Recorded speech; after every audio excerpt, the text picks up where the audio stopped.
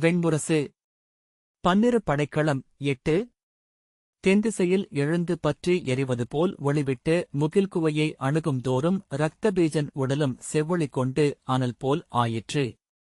அவன் நெஞ்சில் இனிய நினைவுகள் எழுந்தன. எங்கோ இனிய இசை ஒன்றை கேட்டான். நறுமணங்களை அறிந்தான். நாவிலினித்தது அவன் வாய்நீர். விழிகள் அழகை மட்டுமே கண்டன. அலையெடுத்து திரை விலகுவது போல முகில்கள் வழிவிட அவன் சென்று கொண்டே இருந்தான். பின்னர் அறியாது அவன் கைகள் கடிவாளத்தை இழுத்தன. முகில் முடிகளுக்கு அப்பால் எழுந்து தெரிந்த தேவியின் மணிமகுடத்தை அவன் கண்டான். வாசிப்பது சந்தீப். விண்ணில் ஒரு மணியோசை எழுந்தது. மங்களச் சங்குகள் ஓம் ஓம் என்றன. பொன்னிறச் சிறகுகளுடன் முகில்களில் மூழ்கியும் துழாவியும் கழித்தனர் கந்தர்வர்கள். மேலும் மேலுமென சுடர்கொண்டன முகில்கள். அவன் அன்னையின் திருவுருவை அருகிலென கண்டான். கரிய வழிவாக விரிந்திருந்தது கூந்தல். நடுவே சூரிய வட்டமென அவள் முகம். கனிந்து பாதி மலர்ந்து குனிந்த விழிகள். வெண்பல்லிரை மின்ன புன்னகைத்தன இதழ்கள். கன்னத்தில் குறுநிறை ஆடியது. காதில் தழைந்த மணிக்குழை கண்ணொளிக்கு நிகர் நின்றது. மூக்கில் தொங்கிய புல்லாக்கு பல்லிரைக்கு எதிர் நின்றது. அவன் மண்ணில் விழும் எடை போல அவளை நோக்கி சென்று கொண்டே இருந்தான். விழிகளிலும் உள்ளத்திலும் அவளன்றி வேறின்றி இருந்தான். அவள் காலடியில் நின்றிருந்தது செம்பிடறி எழுந்த சிம்மம். அதன் சிப்பி விழிகள் அவனை நோக்கி சொல்லின் ஒளி கொண்டன. வாய் திறந்து நாக்கு வளைந்து அச்சொல் வடிவு கொண்டது. அவ்விழிகளை அவன் அறிந்திருந்தான். அவ்வுகிர்களை முன்பும் பலமுறை கண்டிருந்தான். அவ்வெண்ணம் எழுந்ததுமே அமிழ எதிரே பொன்மலை என எழுந்தது அன்னையின் உருவம். அன்னை தன் இரு கைகளையும் விரித்து அவனை அருகே அழைத்தாள். அவன் கால் தயங்கி நிற்க அவள் புன்னகையுடன் மேலும் குனிந்து வருக என் கண்ணே என்றாள். அவன் பின்னடி எடுத்து வைத்து மாட்டேன் என தலையசைத்தான். என் அமுதல்லவா, என் துளியல்லவா என்று அன்னை கொஞ்சினாள். அவன் மேலும் அடி வைத்து பின்னகர்ந்து மாட்டேன் என்று தலையசைத்தான். உனக்கு இனியன தருவேன், உன் இரு கன்னங்களிலும் முத்தாடுவேன் என்றாள் அன்னை. அவன் காலை உதைத்து முகம் சுளித்து உரத்த குரலில் விலகு என்றான். மூச்சிரைத்தபடி விலகிச் செல், விலகு என்று கூவினான். தன் கண்களை மூடி அவள் உருவத்தை அகற்ற முயன்றான். இமைகள் அவள் தோற்றத்தை தடுப்பதில்லை என்று உணர்ந்து சினத்துடன் விழுதிறந்து அகன்று போ, போய்விடு என்றான். அவள் சிரித்து உன்னிலிருந்து எப்படி அகல்வேன், நீ என்னிடமிருந்து எங்கு செல்வாய் என்றாள். அவன் அவள் கைகளை பார்த்தான். எங்கோ எவ்வடிவிலோ கண்டு மறந்தவை அவை. சிம்மம் போல் உகிர்கொண்டவையா அவை? அன்றி நாகம்போல் நெளிபவையா? அவன் விழிகள் அவளுடைய எடுத்த இணைமுலைகளை பார்த்தன. தன் கைவிரல் நுனிகளில் ஒரு நடுக்கமென சினமெழுவதை உணர்ந்தான். அதை அறிந்ததுமே அவன் உள்ளம் விரைவு கொண்டது. ஊதி ஊதி கனல் பெருக்கி அச்சினத்தை தன் உடலெங்கும் நிறைத்துக் கொண்டான். நெஞ்சை கைகளால் அரைந்து பேரொலி எழுப்பியபடி நீட்டிய கைகளுடன் அவன் அவளை நோக்கி பாய்ந்து சென்றான். அவன் கொண்ட சினத்தை அறிந்து களிவெறி கொண்டது அவன் கையமைந்தவாள். நில், நில் என்று அன்னை சொன்னாள். உன் மேல் முனிந்து இங்கு வந்தேன். உன் பால்படியா செவ்வுதடுகளைக் கண்ட பின்பே கனிந்தேன். என் அமுதைக் கொள்க, நீ அழிவற்றவனாவாய். அவள் விழிகளை நோக்கி இரத்தபீஜன் குரலெடுத்தான். விலகு, என் முன் எழுந்த முலைகள் எவற்றையும் கொய்யாமல் நான் அமைந்ததில்லை. எழிமகளே, இன்று உன் முறை. தன் வலக்கையில் ஏந்திய வைரவாளை சுழற்றியபடி அவள் அமர்ந்திருந்த சிம்மம் நோக்கிச் சென்றான். இன்று நான் விழைவது உன் முலைய முதல்ல, வெங்குருதியை மட்டுமே. உன் முலையறிந்து வீசி அதை பருகித் திளைக்கிறேன். உன் நெஞ்சு பிளந்து துடைக்கும் குலையை கையில் எடுத்துப் பார்க்கிறேன், அதில் உள்ளதா என் பெயர் என்று அவன் குரல் முழக்கமிட்டது. அன்னை கைகளை வீசித் தடுத்து, வேண்டாம் மைந்தா, அன்னையை வென்றவன் எவனுமில்லை என்றாள். வெல்ல முடியாதெனில் அழுகிறேன். வீண்மகளே, ஊட்டப்படாத முலைப்பால் போல் நஞ்சு பிறிதில்லை என்றான் இரத்தபீஜன். அன்னையிடம் பால் எஞ்சுவதில்லை மைந்தா என்றாள் அவள். சொல்வேண்டாம். எடு உன் படைக்கலங்களை. இங்கு முடியட்டும் நமது முரண் என்றான் இரத்தபீஜன். ஆம், இக்களம் அதுவே என்று அன்னை சொன்னாள். நீள்மூச்சுடன் அவள் ஒளிமங்கலானாள். அவளைச் சூழ்ந்த சுடர்முகில்கள் திரிதாழ்த்தி அணையத் தொடங்கின. அவன் அணுகும்தோறும் அன்னை இருண்டு உருவெறியத் தொடங்கினாள். அவள் தோள்களில் 8 கைகள் எழுந்தன. அவற்றில் வாளும் கேடயமும் முப்புரிவேலும் உடுக்கும் வடமும் அங்குசமும் கதையும் உழலைத்தடியும் தோன்றின. இருளுருவான முகத்தில் விழிகள் எரிமீன்களென தழல்விட்டன. சென்னா எழுந்து குருதிவாய் திறந்து அவள் பிளிரிய ஒலியில் முகில்கள் சிதறி விலக வானம் வெளித்தது. அதில் அவள் மட்டுமே எஞ்சுவது போல் அவன் தலைக்குமேல் எழுந்து தெரிந்தாள். வாளேந்தி மறுகையில் உகிர்நீட்டி போர்க்குரல் எழுப்பி அவன் அவள் 8 கைகளுடனும் போரில் தன்னை தொடுத்துக் கொண்டான். அவனைச் சூழ்ந்து 1000 இடியோசைகள் எழுந்தன. 1000 மின்னல்கள் துடிதுடித்தன. அவன் நின்ற நிலமும் அந்நிலம் சூடிய விண்ணும் அதிர்ந்து நடுங்கின. அவள் கைகளின் படைக்கலங்கள் வளர்ந்து வெற்பெழுச்சியென வான்வளைவென அவனை சூழ்ந்தன. அவன் அவள் முலைகளை அன்றி பிறிததையும் நோக்கவில்லை. அப்படைக்கலங்களை தன் வாளால் எதிர்கொண்டான். அவை பேரொலியுடன் முட்டிச் சிதறின. ஒவ்வொரு கணமும் தன்னை திரட்டி ஒன்றே நிலையென அவன் அவளுடன் போரிட்டான். அவன் உடலுக்குள் நுண்வடிவில் செறிந்த 10,000 கோடி இரத்தபீஜர்கள் உயிர் கொண்டு துள்ளித் தவித்தனர். அவர்களின் விசையால் அவன் தசைத்திரள்கள் அனைத்தும் புடைத்துச் சுருண்டன. அவன் தோள்கள் விம்மி எழுந்து அதிர்ந்தன. அவளை நண்ணும்தோறும் அவன் வல்லமை கொண்டு விரிந்தான். அவள் பெய்ய நிறைந்த உள்ளத்தில் அச்சம் முற்றழிந்தது.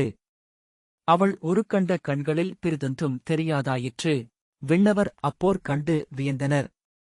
மலை மலையுடன் என என்றனர் முதல் வானில் நின்றிருந்த கந்தர்வர். கடல் கடலுடன் என என்றனர் 2ஆம் வானில் நின்றிருந்த யக்ஷர். 3ஆம் வானில் நின்றிருந்த கிம்புருடர் முகில் முகிலுடன் என என்றனர். 4ஆம் வானில் நின்ற தேவர்கள் அதை விண்ணகமும் மண்ணகமும் மோதுவதாக எண்ணினர். 5ஆம் வானில் அமைந்த முனிவர் அதை விழைவும் வெறுமையும் கொண்ட வெறியாட்டெனக் கண்டனர். 6ஆம் வானில் நின்றிருந்த பிரம்மன் அழிவும் ஆக்கமும் என்று அறிந்தான். 7ஆம் வானில் நின்றிருந்த இருவர் அதை அன்னை முலையருந்த முட்டும் சிறுமைந்தன் என உணர்ந்து புன்னகை செய்தனர். அன்னையின் வேல்நனி வந்து அவன் தோளைத் தொட்டுச் சென்றதும் குருதி பீரிட்டு நிலத்தில் விழ அங்கிருந்து போர்வெறிக் கூச்சலுடன் இரத்தபீஜர்கள் எழுந்தனர். களிகொண்டு நகைத்து இரத்தபீஜன், இதோ நான். வெறியாடும் கொற்றவையே, வெளிநிறைத்த வெறுமையே, இதோ நாங்கள். எங்கள் அனைவருக்கும் நிறையும்படி அமுதுள்ளதா உன்னிடம் என்று கேட்டான். இரத்தபீஜர்களின் உடல்களிலிருந்து விழுந்த குருதித் துளிகள் மேலும் இரத்தபீஜர்களாயின. 1,10,000 பெருகி வெளிநிறைத்தன.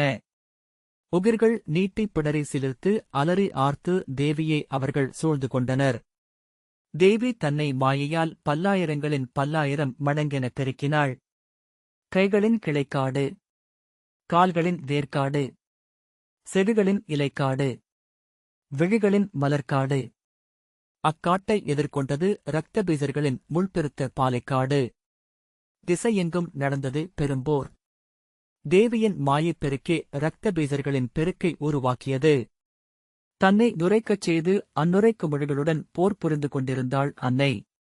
முடிவிலாது பெருகி முடிவிலாது பொருது முடிவிலாது வென்று முடிவிலாது தோற்றாள். பெருகி உருவெடுத்து படையென பொருதி நின்றிருக்கையிலும் அவள் முலைகள் சுரந்து வழிந்து கொண்டிருந்தன.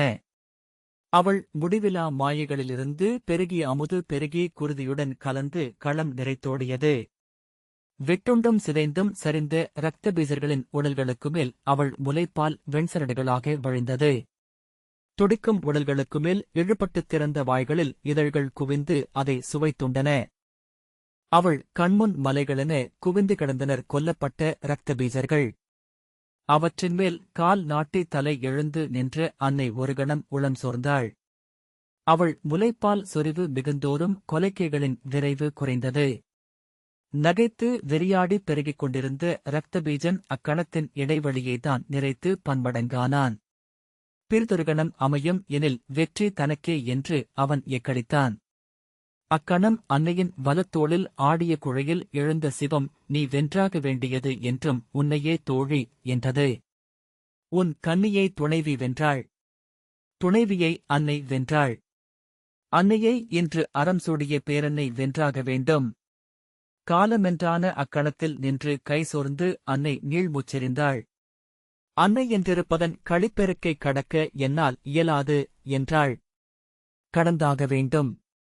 இப்புடவி உன் மடிசேர்ந்த மகவு என்றார் வலபாகத்தன். இது என் மைந்தர் நிறை என்றாள் ஆவுடையாள். மைந்தர் என்பது உன்னில் கருக்கொண்டு உன் உதரமுண்டு எழும் உன் துளிகளே தேவி. வெல்வதும் வீழ்வதும் நீயே என்றார் தாதை. என் செய்வேன்? பிறிதொன்று அறிந்திலேன் என்றாள் தாய். உன்னில் எழுந்ததை நீயே உறிஞ்சிக் கொள்க. நீரை எல்லாம் கடலே ஆக்கி உண்கிறது என்றறிக அன்னை நெஞ்சுலைந்து நின்றாள். உன்னிலெழுக உன் பிறிதொரு என்றது பதை. ஆம் என்றாள் அன்னை. அன்னை தன் வாளை தூக்கி தன் நெற்றிப் பொட்டில் வைத்தாள். வெறிக்குரல் எழுப்பியபடி தன்னை வெட்டி இரண்டாகப் பிளந்தாள். துடித்து விழுந்து ஒருபாதை கருநிறம் கொண்டு அவளுக்குப் பின்னால் நிழலென எழுந்தது. நிழலற்ற ஒளிகொண்டிருந்த அன்னைக்கு நிழலெழுந்ததும் விண்ணவர் வாழ்த்தொலி எழுப்பி அம்மருவுருவை வணங்கினர். விண்ணிலெழுந்த நிழல் மேலும் கருமை கொண்டு பருவொரு திரட்டி சாமுண்டி என ஓங்கி நின்றது. கருநாகங்கள் சடைகளென நெளிந்த மண்டையில் எரிகுழிகளென விழிகள். எலும்பொருவான உடலில் சுருங்கி உள்வலிந்திருந்த முலைகள். கருகிய சுள்ளிகளென 8 கைகள் விரிந்து அவற்றில் எரிகலமும் மண்டையும் வாளும் சூலமும் துடியும் கோடரியும் மின்படையும் கதையும் அமைந்தன. சாமுண்டியின் வாயிலிருந்து செந்நிறப் பெருக்காக நாக்கு நீண்டு நெளிந்து துழாவியது. அன்னையின் படைக்கலங்கள் வெட்டி இரத்தபீஜனின் உடலில் இருந்து ஊறிச் சிதறிய குருதுத் துளிகள் மண் தொடுவதற்குள் அந்த நெடுநாக்கால் நக்கைச் சுருட்டி உண்ணப்பட்டன. பாலை நிலம் நீரை உறிஞ்சுவது போல அவளுக்குள் அக்குருதிப் பெருக்கு சென்று மறைந்து கொண்டே இருந்தது.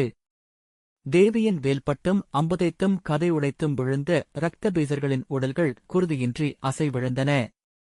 அலையடங்குவது போல அவளைச் சூழ்ந்திருந்த அவன் தணிந்து கொண்டிருந்தான். தங்கள் குருதி உண்ணப்படுவதை இரத்தபீஜர்கள் நோக்கினர். ஆனால் சாமுண்டியை நோக்கி சற்றே விழிதிருப்பினாலும் போர்க்குவியம் மாறுவதை உணர்ந்து தேவியிலேயே விழிநிலைத்து போரிட்டனர். ஓரக்கண்ணால் சாமுண்டியின் நாக்கை நோக்காமல் அமையவும் இயலவில்லை. அனல்கதிரென அது களமெங்கும் பரவி குருதியை பொசுக்கியது. காற்றுச் சுழலென அலைந்து ஈரத்தை உலரச் செய்தது. தன்னை உண்ணும் அந்நாக்கின் தொடுகையை இரத்தபீஜன் ஒரு விதிர்ப்பாக உடலில் உணர்ந்தான். ஒருமுறை அதன் மென்வெம்மை வந்து அவன் கால்களை தொட்டுச் சென்றபோது உடல் சிலிர்த்து விழியூறினான். அவன் உள்ளம் உவகை கொண்டது. உண்ணுக, மேலும் உண்ணுக என அவன் அறியா ஆழம் கரைந்தது. முலையூட்டும் அன்னையென அவன் கனிந்து ஊறிக்கொண்டிருந்தான். குருதியுண்டு சாமுண்டி திமிரிப் பறக்க முலையூறி அன்னை நின்றிருக்க களமெங்கும் வெண்ணிற அமுதம் நிறைந்தது. அப்பெருக்கில் இரத்தபீஜன் கால் வழுக்கி விழுந்தான். எழமுயன்று மீண்டும் விழுந்தான். எழும் முயற்சியிலேயே அவன் தவழ்ந்தும் துழைந்தும் புரண்டும் எழுந்தும் குழவி என்றானான். மூழ்கி மூச்சுதவறி எம்பி எழுகையில் உண்டு முதல்வாய் அமுது கடுங்கசப்பு கொண்டிருந்தது. நாவில் எரிந்து தொண்டையில் கமறி வயிற்றில் குமட்டியது. பின்பு அடிநாக்கில் ஓர் இனிமையென எஞ்சியது. அவ்வினிமையைத் தேடிய அவன் நாக்கு அடுத்த மிடரை தேடி உண்டது. மேலும் மேலுமென உண்டு இனிமையில் திளைத்தது. தன்னருகே பிடரிமயிர் பறக்க அணுகிய சிம்மத்தின் முகத்தை அருகே கண்டான். அதன் விழிகளிலிருந்த அணுக்கத்தை உணர்ந்து துணுக்குற்றான். தாங்களா என்றான். கை தொழுது பிழை பொறுக்க வேண்டும் என்றான். சிம்மம் தன் குளிர்ந்த மூக்கால் அவன் சிம்மமுகத்தின் மூக்கைத் தொட்டது. அதன் சென்னா வெளிவந்து அவன் உதடுகளை மெல்ல முத்தமிட்டது. அதன் இனிய உருமலை அவன் அருகெனக் கேட்டான். தன்னைச் சூழ்ந்த பால்பெருக்கில் விழுந்தான் இரத்தபீஜன். அள்ளி அள்ளிக் குடித்து அமுதால் நிறைந்தான். தன் உடலெங்கும் பரவிய அமுதை ஒவ்வொரு அணுவிலும் உணர்ந்தான். கொதித்தும் குமிழியிட்டும் அவனுள் செறிந்திருந்த குருதி முழுக்க வழிந்தோடி அங்கே குளிரென அமுது நிறைந்தது. கால் நுனிகளில், கைவிரல் முனைகளில், செவிமணல்களில், மூக்குக்குவியத்தில் குளிர்ந்தது. வயிற்றிலும் நெஞ்சிலும் இனித்தது. சொற்களில் எண்ணத்தில் கனிந்தது. அம்மா என்று அவன் சொன்னான். அவன் மேல் குனிந்த அன்னை நீண்டு வளைந்த கொம்புகளுடன் இருமை முகம் கொண்டிருந்தாள். மெல்லிய ஆழ்குரலில் மைந்தா என்றாள். வேதம் கதிரெழுந்த காலத்தின் புலரியில் இது நடந்தது. கண்ணங்கரியவனாகிய வருணனால் ஆளப்பட்டு முதற்கட்டத்தில் அமைந்த வேள்விக்களத்தில் தன் 108 மாணவர்களுடன் அமர்ந்து மேதாதிதி என்னும் வேதமூதாதை எரி எழுப்பி அவியளித்தார். கிழக்கு அதன் திசை, காலை விடியல் அதன் பொழுது. வேதம் தொட்டெழுப்ப விண்ணகம் உருகி வழிந்து மண்ணைத் தொட்டது. முதற்களத்தின் தெய்வங்கள் உருத்திரட்டி மண்ணிறங்கின. 2 செங்கைகளிலும் நெய்க்கரண்டிகளுடன் அனலோன் துணைவியாகிய அன்னை சுவாகை எழுந்து வந்தாள்.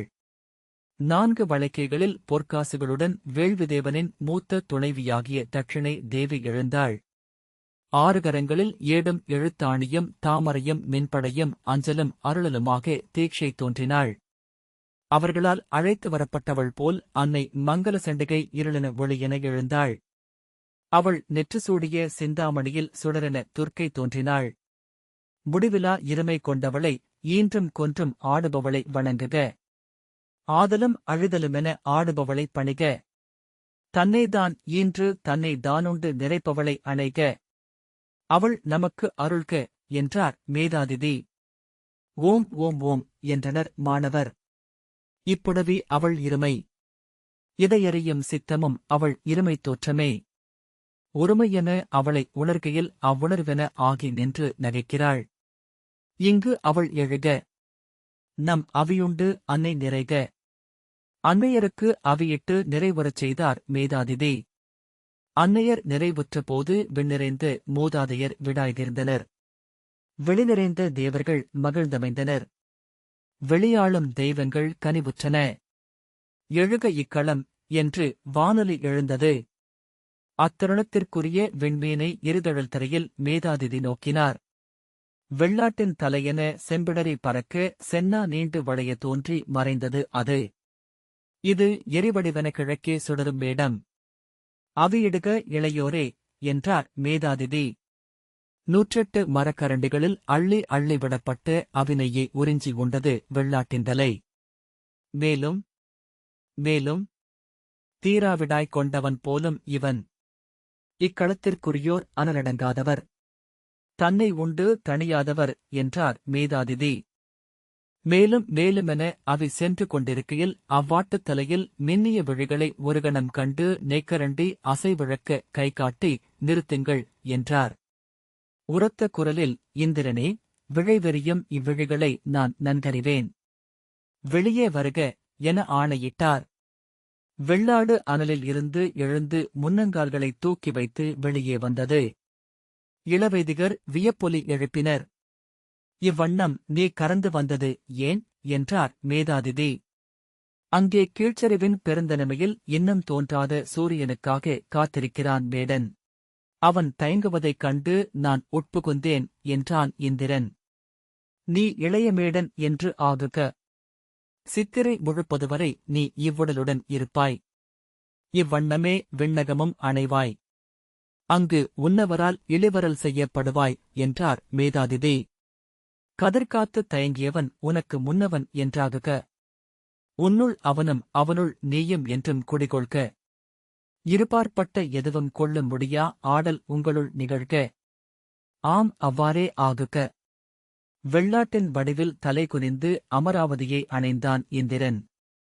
அவனைக் கண்டு தேவரும் முனிவரும் வேடன் என்று நகையாடினர். சித்திரை விடியும் வரை வியோமயானத்தில் அமர்ந்து விண்ணோக்கி காத்திருந்தான். விரியும் கதிர்வளையத்துடன் சூரியன் எழுந்தபோது தன் ஆட்டுருவம் உருகி வழிந்து தேவருடல் மீள்வதைக் கண்டான். கதிரவனை வணங்கி தன் நகர் மீண்டான். இந்த வாசிப்பை கேட்டதற்கு நன்றி.